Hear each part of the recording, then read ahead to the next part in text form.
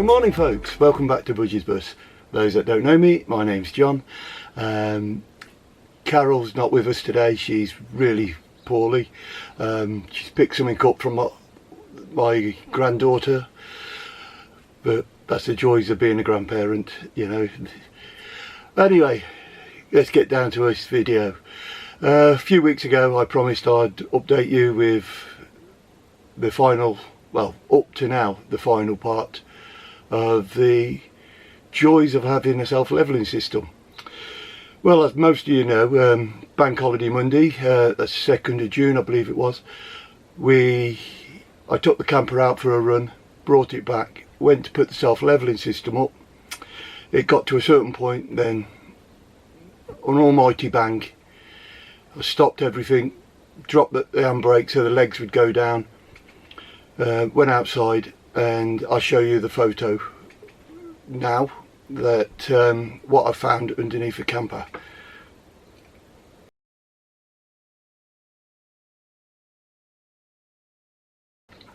So there you go folks, as you can see the leg is totally buckled. I emailed the garage that fitted it straight away. Fortunately for me, I had a dash cam of me actually lowering the system, driving off, coming back to the house. But like most of us, we don't leave expensive gear in your motorhome windscreen, so I have a tendency of unplugging it and removing it. Well, unfortunately for me, you can just see in the video as the camper's starting to move up. I'll put that bit in the end of this video so you can see. I lean over, unplug the dash cam, and just after that it blew. So it's sod's law, but lucky for me it's time stamped and dated. Anyway, let's get back to the story. The garage owner, which really surprised me, it shows you how good a mechanic he is and how well he runs his business. He actually came back to me on the bank holiday. He asked me to explain exactly what's happened, send him some more photos, which I did. He replied to that email. So like I say, it was a bank holiday, he didn't need to do this. And on the Tuesday he contacted his supplier, and the first thing they came out with, he must have drove off with the legs down. Well, those of you who know this system, it's the HPC self-levelling motorhome hydraulic system. As soon as you release the handbrake, the legs start coming up, and even if I was that dumb to drive off with the legs down, I would have had to have drove off with the handbrake down as well. But as I said, I've got video of it going down, me driving off and coming back, so that was blew out the water. But they were still saying it was user fault. They told the mechanic that fitted it, I won't name the garage, that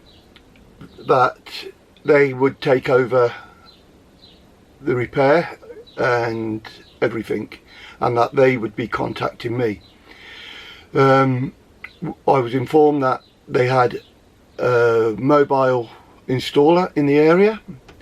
He would come out, take the leg off, inspect it, and deciding on what he decides would be to repair it. Well, I got back in touch with the garage and said okay, no problem, and I was told a gentleman called Max would be contacting me. Well, nobody called me on the Tuesday, no one called me on the Wednesday. Thursday I rung up and I left a message asking him to call me and letting me know what's happening. No response. Well, second week came and I did exactly the same thing. I called him on the Monday, left a message, called him on the Wednesday, left a message, called him on the Friday and was told Max had gone home. He only works half day on Fridays. So by this point I am spitting nails. I'm still in touch with the garage. He's still saying the same thing, that they're dealing with it. He would chase them up. He chased them up. He shared the videos with them of me driving and the vehicle lifting up just before it exploded. The leg went, and they still didn't bother going back to me. So halfway through the third week I was about peed off, and I actually wrote to the manufacturer, and within I think a day and a half I had a reply from them and also from the supplier, who told me that they had no intentions of dealing with it themselves. It was all down between me and the garage, and it was for the garage to sort it out. They would I need to get the vehicle down to the garage, which again is 100 mile each way. So there's no way I could have moved it because the leg was down. So I got in touch with the garage. He said he had the same email. He gave permission for my son-in-law, who runs a local garage, to take the leg off. Well, I'll show you what happened when it jacked up the vehicle in a moment. So I'll put these in at the end of the video so you can actually see what happened. So Matt came out, jacked it up, and we knew there and then that it wasn't anything to do with me. It was definitely an engineering malfunction. So it was down to the manufacturer's fault. Lucky enough, I was filming that. I sent a copy of the film down to the mechanic. He sent that on to his supplier, and the following Thursday, which was last week now, I was booked in Thursday afternoon to get it replaced. But the supplier told the garage that I had to pay for the removal and the fitting of the new part and the cost of the new part. Well, I had been caught like this before by a garage. I'm not saying this was the garage that fitted it that said this. This was from the manufacturer's supplier in the UK. I said no way. If you buy something, it has to be fit for the purpose, and if it malfunctions within 3 months, then it's covered under the warranty and it has to be done through the warranty. So the garage said, leave it with me, I'll call you back. When he emailed me back and said, yes, that's fair enough, John, bring it down, we'll pick up the cost of the everything and I will bill the manufacturer's supplier. So that was great. So I drove down there, leaves the vehicle with them. Within a couple of hours they did the work. He agreed with us that it was definitely the hydraulic leg that had actually gone. Apparently there's threads in the top that connects them together, and this it just sheared away. So, you know, this is a £5.5 piece of kit. You don't expect this sort of malfunction. He said he's going to refuse to pay the parts, and he wants a full written report, and so that's where we are at the moment. We are now back on the road. I've only used the hydraulic system once since we got it back, so we'll see what happens in the future with that. But yeah, watch these bits of videos, you'll see what actually happened to the leg. You'll see me unplugging the dash cam. Fortunately for me, I've got one of the dash cams that has 3 cameras on. So you've got the reversing camera if you want to use it, you've got the driver passenger video, and you also got the dash cam footage from the front of the vehicle.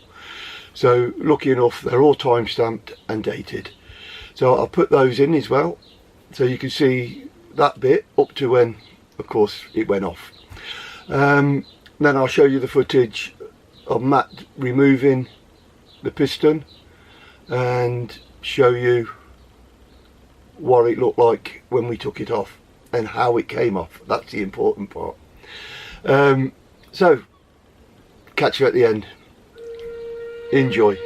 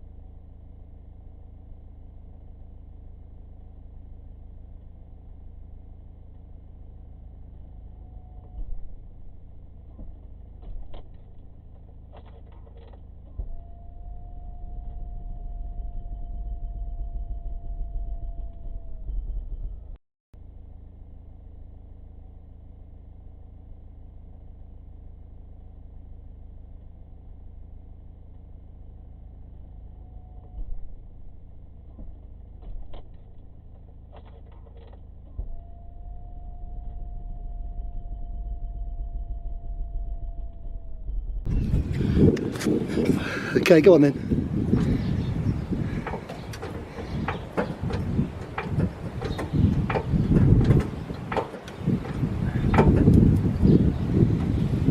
Right. Yeah, I'll put it there like that. Right. Let's have a look how the pipes fit in.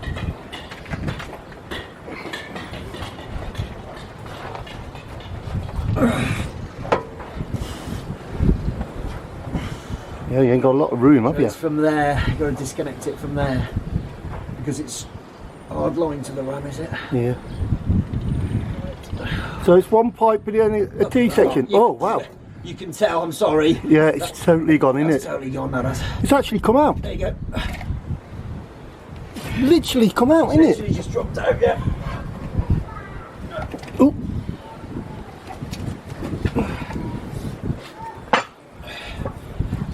That's a foul. Definitely no damage to that leg at all. That's dropped out, that is. That's perfect. There's nothing wrong with it. You can see it hasn't been driven off. Well, you can see that with the foot anyway, because it's that would be all scuffed, wouldn't it? Yeah, the foot would all be scuffed as well, and it's not.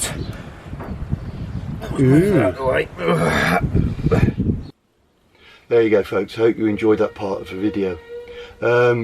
Main reason we brought this system was because of the weight.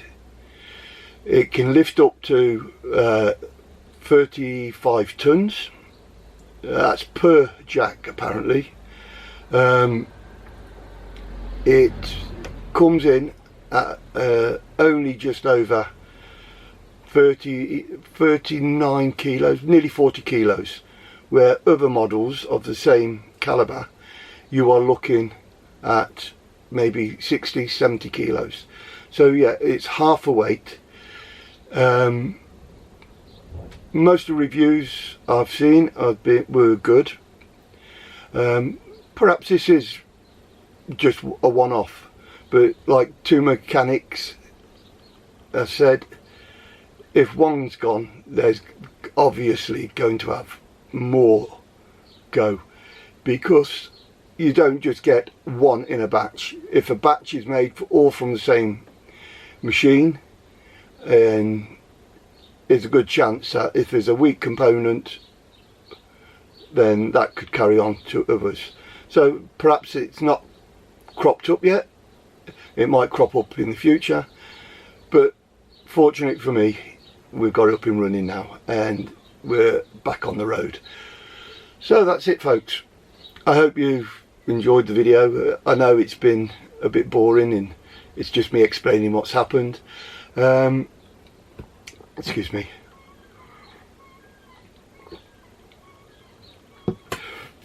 Yeah, so yeah, thanks for joining us. Hopefully Carol will be better soon and she'll be in the next video this week. Please like, subscribe. If you've watched this channel regularly and you're not subscribed, please do so. It doesn't cost you any pennies. What was it, yesterday we've had nearly 14,000 viewers on our videos. Unfortunately we've only got 92 subscribers. Some of our videos have been watched nearly 2,000 times. So yeah, please do click the like and subscribe. Your support helps us and it will encourage us to put out more content. Thanks for all the comments. The last thing before I go, it looks like my beard's been reprieved. We only had 4 people comment on the last video and 2 said shave it off and 2 said keep it. So I'm going to be devil's advocate. I don't want to shave it off. So yeah, it looks like I'm keeping it for my daughter's wedding. So once again, anyway, please take care. Stay safe out there on your travels. But most of all, happy travelling to the lot of you.